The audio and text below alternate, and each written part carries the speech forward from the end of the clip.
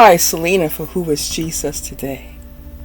And I just feel in my heart, and I don't often make my presentations in this way, but I feel in my heart that this is going to resonate with someone or a few people out there. You've been in a long battle, and the battle is the Lord's. It was won before you got in that battle.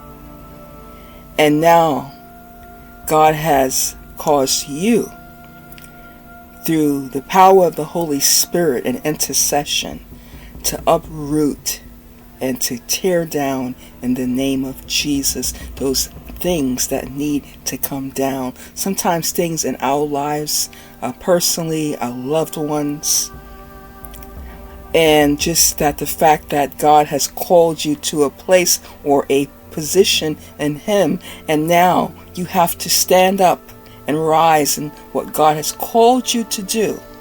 And I feel that a word today, and I'm going to receive it for myself, that for some of us, it's been a long night and it's been a long, intense battle.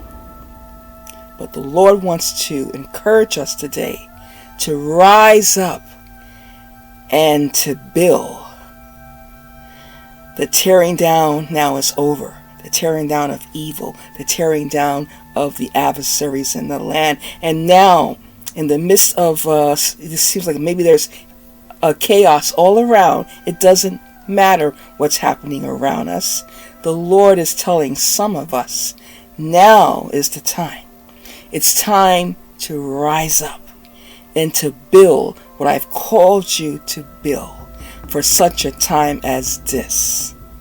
You know who you are, and you will receive this word. I don't know who it's for, but you know who you are.